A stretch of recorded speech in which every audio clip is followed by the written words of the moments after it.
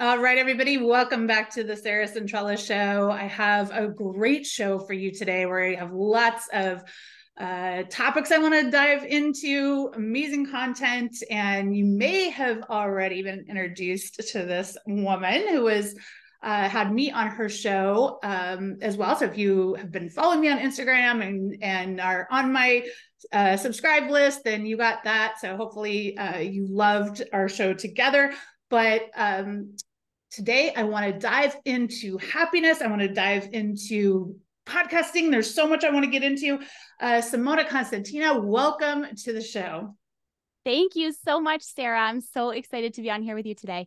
Oh my gosh, like I said, there's so much that you do that I want to kind of get into. First and foremost, I was on your show, Happiness Happens, today. And so happiness, I know, is a theme that is a journey you've been on and coach on and talk about.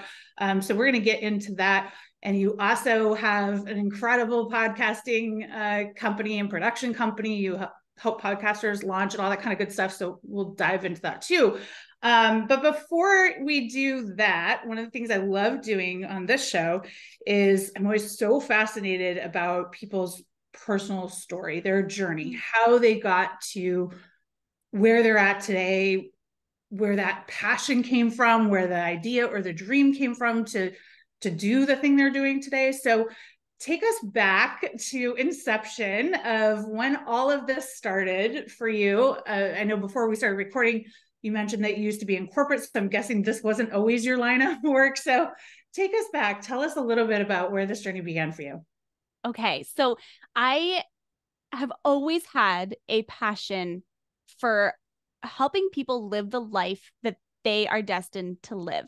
And I've always felt like the black sheep of my family. And I think a lot of creatives, a lot of entrepreneurs, a lot of people who do the similar work that you and I do likely feel the same way, because we all come from this place of, I want to serve a bigger mission. I don't exactly know what that is just yet, but I'm just going to keep trying things and throwing spaghetti at the wall and seeing if it sticks. Yep. And back in 2018 is when I started conceptualizing, if you will, the idea for my podcast, Happiness Happens. And it came out of a time where he was my partner at the time, then turned husband, and then now turned ex-husband, which is totally cool. It's totally, that's been a journey in and of itself. Been there, done that. It's not all sad, it's right. Not all sad.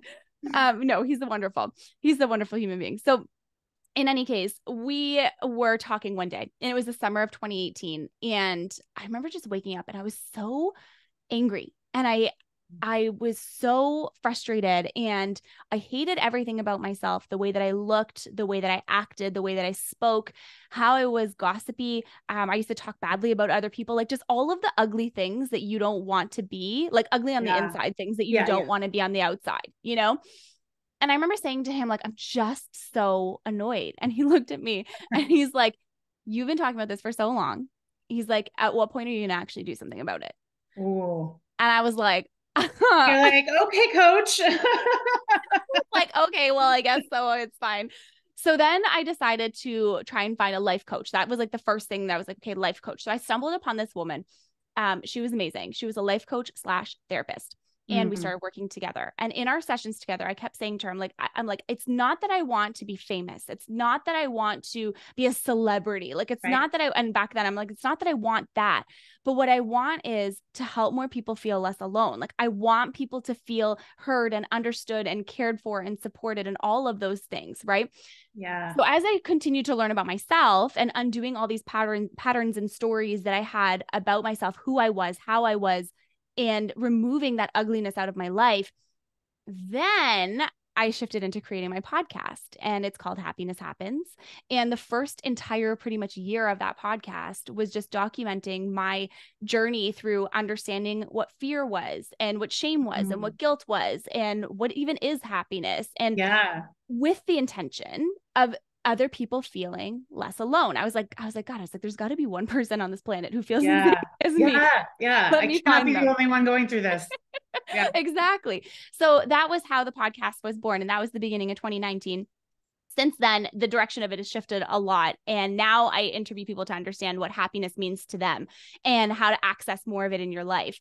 But by starting my own podcast, people started asking me to launch their podcasts for them. So that whole production business literally just landed in my lap. And that was 2021. But I always knew that there was more. I always knew that there was a bigger impact. Had that calling, right? I was the same. I've been that way since I was a kid. I mean, the medium that I use now, when I was a kid, I wanted to be a singer, which is so laughable. No, I bet you have a beautiful voice. But it's funny because like all the dreams I had, I'm talking like 8, 9, 10, all the way through my teens, like those kind of childhood dreams are really the life that I'm living now. Just the medium is different, but I knew way back when I was a kid, I was just like, there's gotta be more to life than this. Like, I didn't know what it was. I didn't have a lot of exposure, but that calling, I think a lot of us have it. Listeners, I think there's a lot of you out there that have it too. And what I love about what you just said is that you stepped out and took action. Nothing happens unless we're like willing to kind of take action. It's always scary. It's never not scary in the beginning, FYI, everybody. But you just decided to do that. And then it led to the business that is the business idea. And I think a lot of times people are sitting on the sidelines and going, well, I really want to do this thing. I want to help people, or I want to, pursue my passion in some way, but how do I make money from it? And they're so focused on that whatever they're trying initially and trying to put a dollar sign to it is not successful. But if you follow your passion, the idea or the opportunity will manifest as to like, oh, ding, ding, ding, this is the road to take. And I love that. So talk to me first about kind of, and you mentioned it kind of fell in your lap, but the crazy thing that I know about manifesting and, following your passion is that those are opportunities you were probably lining up, whether you knew it or not. Right. And that idea for kind of how to turn it into a full-time business came along. So tell us a little bit about that journey. You know what's so funny? I was like, oh, I really want to add something to that. And then you literally asked the question that was in my mind. So I love that. I love it. Simpatico. That's amazing. What I will say is when I was starting out and going through all the motions, the only thing that I knew for certain was that I never wanted to work in corporate ever again in my life. I worked for toxic bosses, nasty leaders, people who were just so mean and so rude and who took more joy in breaking you down than building you up. And I was like, if I ever have the blessing of having my own company, I will do everything differently. Yep. Where it's challenging with only having that specific little thing as your guiding post, if you will, you end up in places that maybe you never thought that you would end up. And there's nothing wrong with that. I just never thought that I would be running a production company. Like that was not in my awareness. So it's like, it's really interesting because you teach a lot, you teach future board, like you're teaching people how to create their reality. Yeah. And when I was back then in that spot, I was trying to create this reality with no actual direction of where I was going.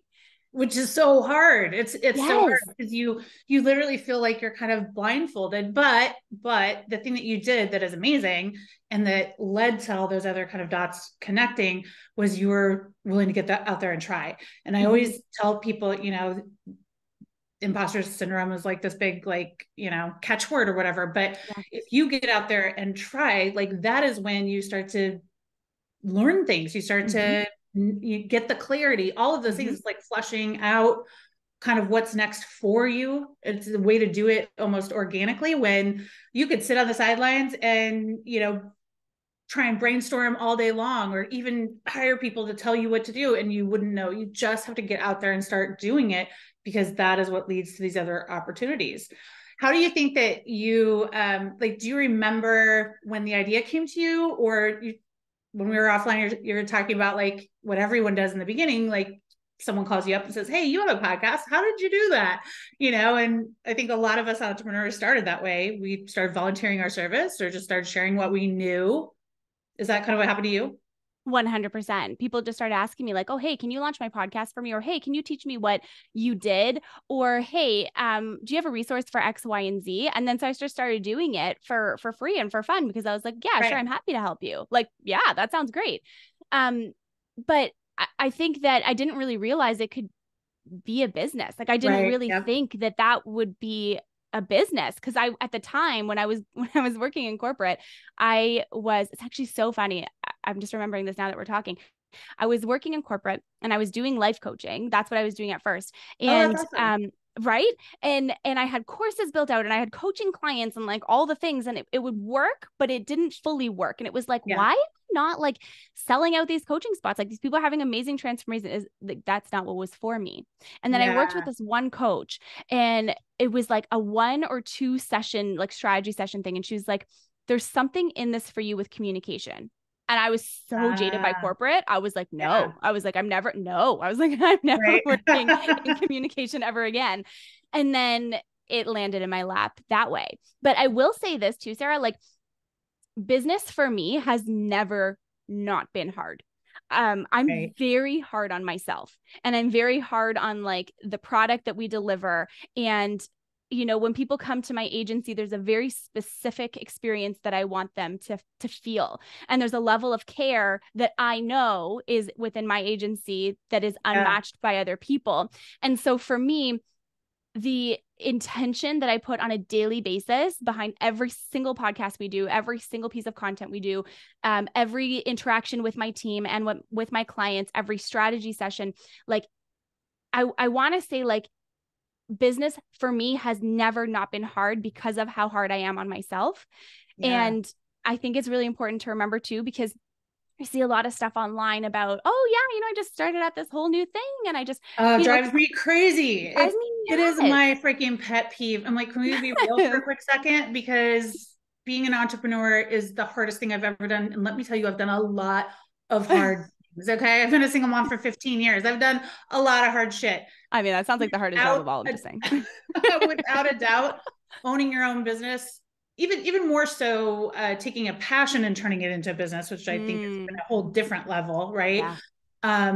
Is by far the hardest thing I could ever even imagine doing. It really, really is, because it's so personal. For one thing, like you said, you're so hard on yourself. So it's so personal when you're sharing a passion or when you're teaching a passion, whatever the case is. And in the beginning, I don't know if this was true for you, but for me, it was also hard for me to value myself correctly. Like, did you kind of go through that too? Yes. Where, especially, in the very, very beginning, we're just helping out, we're sharing our knowledge, which is honestly, that's what I always tell people to do. Like, get out there. That's how you get your confidence and all that. But did you struggle with that too when you started being like, okay, now this is a business. How do I charge? How do I make a living? All of that. Absolutely. I still honestly even had that this year, because I still had clients that were on legacy pricing from 2-3 years ago. And finally this year I was like, it just doesn't make financial sense anymore, And so you have to like look inward, and I had to go through all the numbers and like see where it made sense and where it didn't. And I had to have really hard conversations. And like, that is so awkward for me. Like, I don't like that. When I worked in corporate, I never liked firing people. Like, it's just not my cup of tea. Like, I don't like that. But what I did find in that whole process, the biggest blessing of it was the people that were no longer aligned fell away. And I surprised myself that it was only like 1 out of the 6, which I was like, incredible. Yeah. Incredible. Initially those voices in your head are like, oh my God, everyone's going to leave. Literally my story. I'm going to have to start over. Permanent story in my head. Everyone's going to leave. No one's ever going to hire me again. Yes, exactly. And what's funny? I think it surprises a lot of people when I say stuff like that, because if you look on the outside, and like, I feel like I am a very confident person. Like, I've never met a challenge that I know I can't fix. I've never done something that I couldn't figure out. And also at the same time, the fears that I have within my own self are still very real because of the way that I grew up, because of the stories that people told me, about who and how I am. And so it takes years to take all of those stories and to break them apart and to rewrite them again in your way. That's lifelong work. Oh my God. And it's so critical. And I always say, like, once you start kind of paying attention to what those stories are, what's recycling in your head, what you're telling yourself in any given situation on a daily basis, whatever, to really start looking at it almost like third person and pull, like you said, pull it apart and say, hey, do I want this to continue to be true? Do I even genuinely believe this? Is this who I am? Like, I'm not just going to recycle it anymore. I'm going to start choosing and separate myself from what isn't serving me. But then the key is I have to put in the work to figure out what I do want instead, because I can't just try and put a Band-Aid over whatever stories I'm trying to leave behind. I have to intentionally put out, this is who I'm going to be. And this is what I want instead. So is that kind of what started your happiness journey? Where did that idea come from? Or how did you maybe even know that you weren't happy or that you wanted to find answers to happiness? I think it was from the part of me that felt unfulfilled and felt like there was that I needed or wanted or was in search of more. And I kept trying to understand what more was. And it wasn't more things, it wasn't more money, and it wasn't more like stuff. It was just more presence, and it was more inner peace.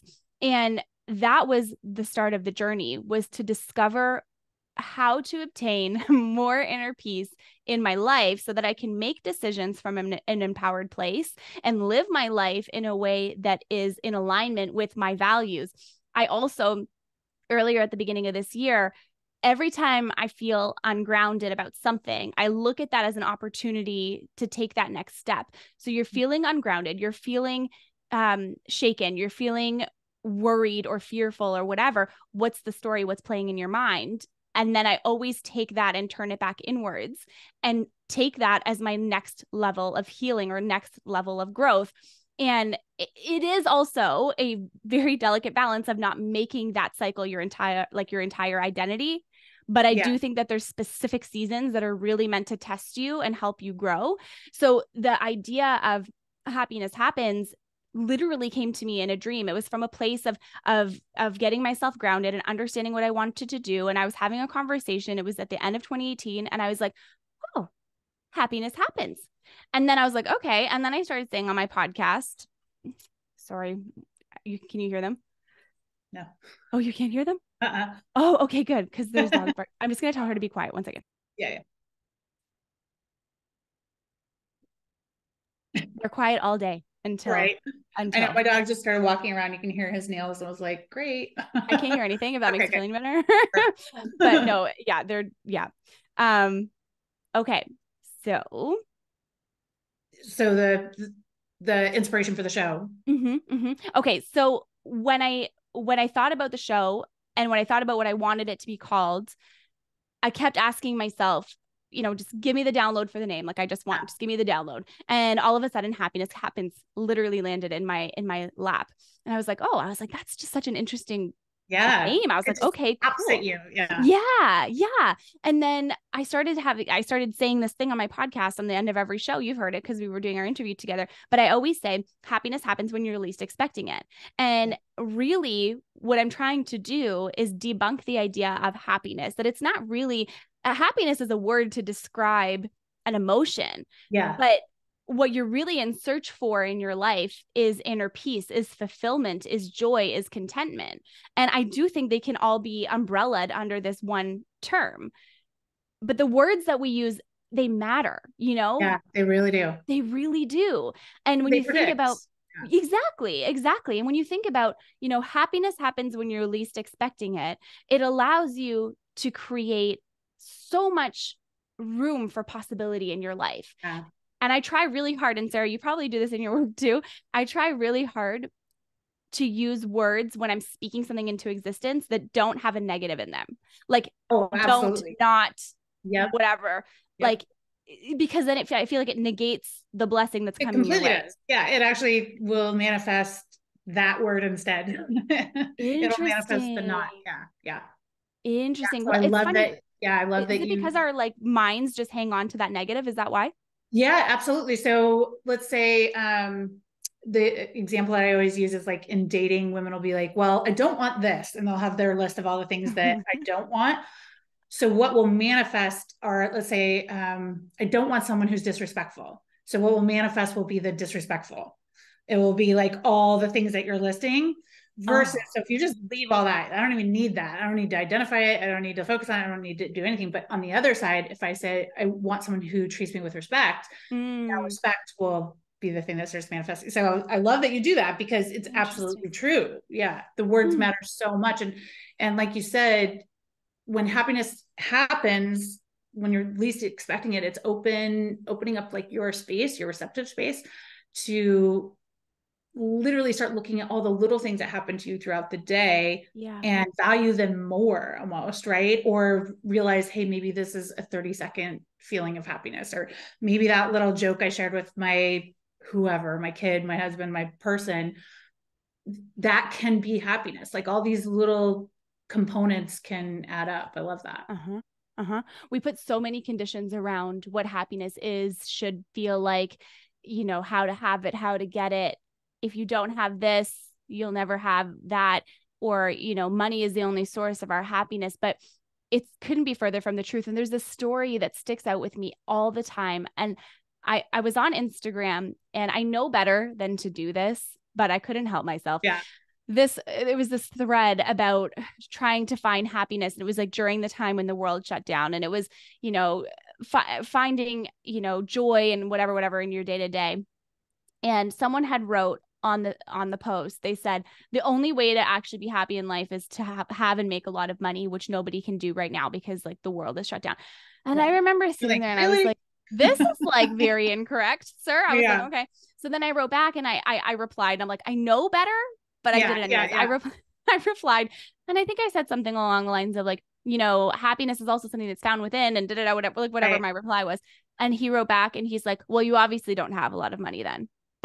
I was actually going to say his comment was obviously someone who's never had a lot of money, because they're the ones that think money is going to solve the problem. If you have money, then you have an understanding of, the fact that they're truly, it's your state, whatever state you're in, like you were just talking about, of like having a state of peace or of contentment, or that is the state that is going to reflect regardless of what's in your bank account.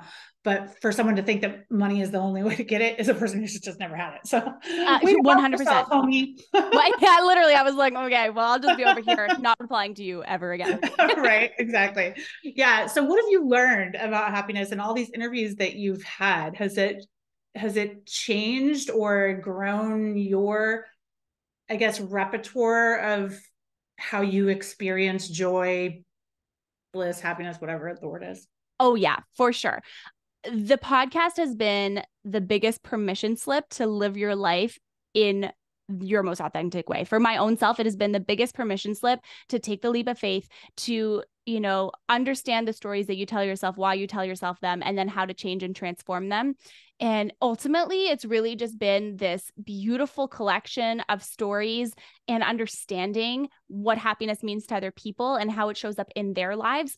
I feel like you love to travel. I love to travel. When you travel different places in the world, you experience different cultures, different people, different foods, different views, sights, sounds, all of it.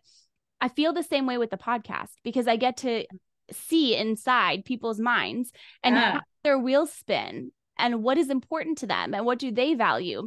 And I think it allows us to be kinder human beings, because when we can be more empathetic to somebody else, even though we don't necessarily agree, right? Having that empathy for somebody else to share their thoughts and their perspective and their beliefs, that is powerful. And learning how to hold space for that and just holding that energy and just, being good with it and not letting it mean anything that it doesn't need to. I think that is what I think that's what our humanity needs more of, to be honest with you, is this ability to be tolerant people. And so when you learn about happiness from other people's perspectives, I really think that you learn this level of tolerance and understanding of someone else's very real lived experience, because who are we to say that lived experience is not true for them? Of course it is. Yeah. And I also love that it kind of dismantles the belief that happiness is one thing or two things or a lifestyle or cool Instagram feed or whatever the case is, right? Yeah. Like even if we kind of know that, it's still so subconsciously fed to us from birth, basically. I feel like, like we're really funneled in a direction of, if you have this, you're happy. If you don't, you're probably miserable. Yeah. And so I love that you are able to hear all these versions of, this brings me joy. I remember when you asked me that question on the show, immediately, I don't even know that I technically answered the question, but immediately moments of joy is what came to me. It's not a book, it's not all that other stuff. It was, a moment with my kids walking in front of the Coliseum and watching them puddle splash. And I was just like, oh my God, I've arrived. Like, this is the moment that I will always capture as what joy means to me. And we'll look for more of those, and we'll capture more of those, and we'll seal them up in my little magic bottle and use them. And I love that. Do you feel like in this season of your life, going through divorce, which is difficult in its own right, even in the best circumstances, have you been able to draw on what you've known to kind of get through this and keep some happiness through all of this? Yes, I really have. And it's been really difficult at the same time. And I think the biggest thing here's the thing. This divorce process is a little bit different than your typical one. Nothing bad happened, right? There's nothing bad, nothing malicious, nothing negative, nothing like that. It was just a simple thing of outgrowing one another and choosing a different path, right? And so I had to I sat with so much guilt for that, though. I felt bad for growing. I felt bad for wanting more. I felt bad for wanting different. And so I had to remind myself that, everything is part of a journey. Everything is part of a bigger journey. And when we can remember, our podcast interview together on my podcast was a nice reminder for me to draw on those things again, because it's easy to forget. And you said it in just a second ago, you said, I've arrived. And I think that we search for that arrival our entire lives. We're always looking to arrive. And when you can, I had amazing friends, and they really helped me through. And, I was grateful for that. And I'm grateful that I have a dog that I love so much, and a business that kept me busy and preoccupied and allowing, and creative and all these things. I really turned to gratitude, I think, more than I ever have in my entire life. And also at the same time, created so much space in my life to just honor all of the emotions and how they came. And so, there were so many moments of deep joy and deep gratitude, even amidst deep sadness and deep loss. I think they can coexist, maybe not in the exact same breath, they can, but at the same time, sometimes I think that they do, right? I think that you can be so grateful and so excited for something, and also, remembering the loss. Yes, exactly. So I don't know if that answers the question fully, but I feel like it's a balance, and learning how to turn into our own, inwards into our own selves, is what's going to get you through every single time. I'm someone who, yes, I have friends and family, and always happy to reach out and all that kind of stuff. But also I'm good with me. You know what I mean? Right. When you're good with you will get yourself through. And it's not to say that I didn't have a lot of nights where I defaulted to behaviors that I wish I didn't. You know what I mean? Right. Maybe there was a bottle of wine or two, and that's fine. But you're allowed. There's and it's okay. Those days. Yep. Yeah. And being present with yourself, and understanding today is a hard day. It's okay to have a hard day, but then kind of knowing what to do that does bring you happiness to help tomorrow feel a little bit better, so we're not stuck in it. And I kind of want to go back to what you just noted on what I just said, because I just had one of those aha moments, and I don't want to forget it. I love it. And I loved it because I didn't catch it, and you did, when I said that moment of joy was, I have arrived. And I was just really thinking really quickly that that's 100% what it was for me, in the fact that that was probably the first moment that I ever remembered feeling actual bliss, actual happiness. So that arrival to me was boom, this is it. This is what it's supposed to feel like. A lot of us go through our life, and we have lots of moments, we have high moments, there's good days, there's amazing days, there's all kinds of things. But I think that was the moment where the journey that I had been on to create a life that I wanted and to be present and to do all of those things connected with, this is what joy feels like, or this is what happiness feels like. And especially after going through a really, really dark season prior to that, it was like, oh my God, now I know, you know what I mean? And that knowing, it's like, now I can build on it. Now I can expand on it. And, you know, for listeners, if it's been a while since you've had a moment like that, I think number one, we manifest what we look for, what we focus on is what comes to us, you know? So if you're putting it out there every morning when you wake up, like, I want my joy moment today, I'm excited to find out what my joy moment is, or what my happiness moment is, you're gonna start bringing them into your life. And then combining that with being present and being grateful gives you that like shock of happiness or shock of joy that I think kind of becomes a little bit of a drug. I want that. I want that more. I want more of it. Yeah. It's true. It's so true. I have a couple of things that I would love to just like add to that. Yeah. When I feel overwhelmed about life and, you know, all the things that are happening, I literally remind myself, Simona, you are on a spinning globe in the middle of nowhere.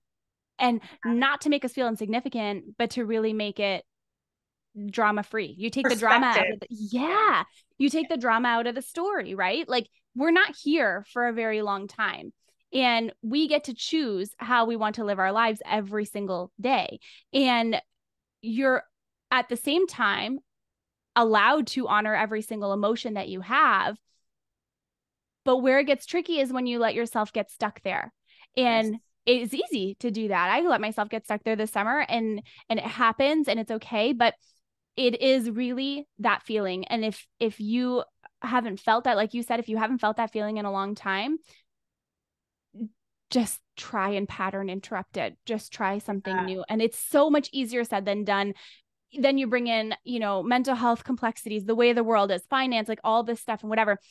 But then again, I go back to, I'm literally spinning on a globe in the middle of nowhere. Yeah. Yeah. Take a moment. It's there. And gratitude is one of the fastest ways to find it. I love that you mentioned gratitude, because whenever I'm feeling like off kilter, or my vibe isn't right, or the energy isn't right, if I come back to truly accessing the feeling of being grateful for what's going right in my life, even if it feels like absolutely 10 minutes ago, I couldn't find a damn thing. But like, if I'm sitting down, then I'm like, okay, well, that's good. That, you know, I'm like taking that moment, because again, especially when you're thinking about it from a manifesting perspective, what I focus on manifest. So I want to keep those reminders, that gratitude reminder in place. And it's the fastest way for me to access happiness and joy. I love that so much. Now let's talk a little bit about where all of this led to the business, and how the business is growing, and so much amazing stuff is happening. The main thing that I want to start off with is one of the things that I always am talking to clients about, who are looking for their purpose or passion, or kind of don't know what's next in their life. They could have been super successful in the previous career, but now they're like, I don't really know what's next. And I always come back to like, what is the thing that makes you happy? If you could have everything in the world, you know, like, what is it? And so the way that we're answering the question is very different than how we're trained to do it. We're trained to say, okay, what's the next job? How much does that pay? How much should I charge for my services? Do I need the website? And I'm like, whoa, back all the way up and do the thing that makes you happy. And it will always lead to that opportunity. And it totally did for you. So after you get your business, you know, going and off the ground, like, how has that entrepreneur journey been for you, going from corporate to like building your own thing? Talk to us about like what you've learned in that process. Oh my gosh. I've learned so many things. I think I learned the biggest thing that I learned is how important it is to be a kind and caring leader. Nothing else really matters, in my opinion. Yes, finances, like bottom line, like all that stuff, like all that is important. But one of the things that I've been so blessed with in my entrepreneurship journey is a team that believes in my vision the exact same way that I do. Ooh, and it was really important for me to work with people who believed in the journey in the same way that I did, because without that, you don't share the same level of why, you know, you don't share the same level of drive and desire to get things done. And I never wanted my team to feel like they were just showing up to, you know, a client's like project, doing a couple things, whatever. No, I always envisioned that it would be a place where people would grow individually as people too. But I think really the biggest piece of this entrepreneurship journey has been learning how to separate my self-worth from the business's success. I'm very grateful my business is very well, like it's even the podcast side, you know, I stopped doing it for a little bit and then I ramped it back up and it's doing really well again. And I tied a lot of the external successes to my internal validation of myself. And you can't do that in business. You really can't do that. And my whole business is an extension of who I am as a person. And so now it's taking all of that and taking that framework and how do I put that into something where I don't have to necessarily be the face of it and show up every single day at every moment of every single day. And so that's been like the biggest shift that I've been working towards over the last little bit. But I feel like I remember when I was like 16 years old, I said to my dad, I was like, Dad, I'm going to own my own business one day and I'm going to be a life coach. And he looked at me, he's so Italian. He looked at me and goes, life coach? He's like, what life have you lived? It's like, what are you talking about? It's like, I love it. It was so funny. And I was like, true. And also I would never want to be doing anything else. Yeah. I love that. And you're right. Like whatever the business is that anyone out there is wanting to start or has started, it evolves, right? It takes totally all these different turns, vision evolves, all of that stuff. And surrounding yourself with people who get it and who are passionate about it. Was that hard to find initially? Did you go through iterations or did you have a good vetting process? Because that can be tough. For my team, you mean? Yeah. You know what? I did. So I worked with different people in the beginning, but there's been one person on my team who I worked with from the very start. And for me, it was more just about how do we align on a values basis? And my biggest life value is kindness. I lead with kindness with everything that I do. So even when I'm giving them feedback, I always make sure it's coming from the lens of kindness. That's just how I am. And when we started working together, it was how do you deliver feedback to someone? Because I feel like anyone can learn anything. Right. But it's really hard to find people who align to you as people. And I feel like some part of me is just really lucky that I get to work with them every day. And also I'm not surprised. Yeah. You know what I mean? Like when you know what you want to do, when you know what you want to create, when you know the type of team and the type of environment you want to have, that's what attracts into your awareness. So even though I didn't know the type of business I wanted to have originally, I knew the feeling but I always wanted to have. Yes. And I love that. That is absolutely one of the things that I am always coaching too, is like, tell me how you want to feel in your dream business. I don't care what the dream, we don't even have to solve that now. Yeah. But like, what is the day in the life like? How do you feel? Who are you around? Are you by yourself, like on a beach somewhere? Or, and all of those things are the things that nobody ever takes the time to identify, but that's the real life. That's what you're going to manifest. So if you can start to identify that and daydream about it and visualize it and all those types of things, then the ideas and the opportunities lead you to the rest of it. So I love that so much. What last advice do you have for our listeners out there on, well, I'll do two things, on how to find happiness if it's been a while since someone has felt joy, or if they're in a season of their life that just feels like it's kicking them in the face and not letting up, like what is one thing that can kind of help us access that? I want you to do something new today. One small thing new today that maybe you haven't done in a couple of days. Maybe that is getting out of your bed and having a shower. Maybe that is going to your favorite coffee spot and grabbing yourself your favorite drink. Maybe it's going for a drive, in the mountains, if that's where you live, and enjoying that. You don't have to get out of the car. Maybe it's, going for a walk down the street for 10 minutes, then 15, then 20. I think it's about choosing a different thought from where you are right now. And the way that you do that is by putting a different action behind that thought. And it doesn't have to be something massive. It can just be, I'm going to order myself dinner instead of cooking tonight because that's the type of, joy that whatever. So it's hard. Yeah. And it can be really hard too, because when you're in that place and you just don't feel good and, you're not happy and it's been a long time, turn into yourself. What is that one thing that your inner intuition is telling you you would love right now? And then start listening to that nudge. Listen to it once, listen to it twice, listen to it every day, listen to it every other day, and so on and so on. I love it. And go listen to Happiness Happens podcast. Lots of ideas and so many ideas, stories, and all kinds of amazing things that you can start implementing in your life. And then the second piece is any advice for the person out there who has been sitting on an idea for a long time. I hear it all the time, especially podcast ideas, like, hey, I really have this idea. I want to do it. What do you tell that person? Okay. Only you can deliver the message that you need to deliver to the people that are going to be impacted by you. Only you can do that. And so when you don't show up for yourself or your community or your friends or your family or your clients, you're doing everyone else around you a disservice by not showing up and stepping into your true power, your true message, and bringing your voice. I like to say bringing your voice to the mic. When you don't do that, you take away someone else's opportunity to learn, someone else's opportunity to grow, someone else's opportunity to be expanded. And I think that is the biggest blessing that we can give each other, is the opportunity to receive the blessings that we are meant to have. Ooh. That's where I would leave that. Mic drop. We're done.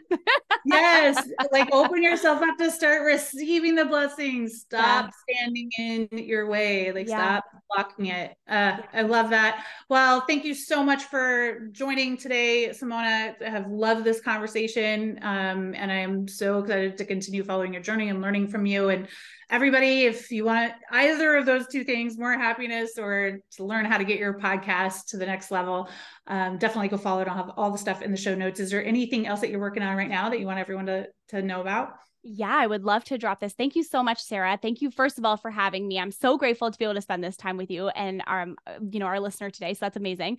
In 2024, I'm launching a whole new masterclass series that is going to help creators who have a podcast existing or who maybe want to launch a podcast and aren't really sure yet where to start. But they're monthly masterclasses, and 4 of them a year are totally free, and the rest of them are going to be paid. I'm making them accessible so that it makes sense for people to be able to access it. But I would love for you to join me in there. We're talking about YouTube. We're talking about social media content. We're talking about video. We're talking about AI, all the things. So there's going to be a lot. There's going to be a lot coming down the line. So that's something I'm really excited about for next year. Yes. So I'll get those links from you. They'll be in the show notes as well. Everybody act, take action. I love it so much. Thanks for listening, everyone. Until next time, get out there and hustle and thrive.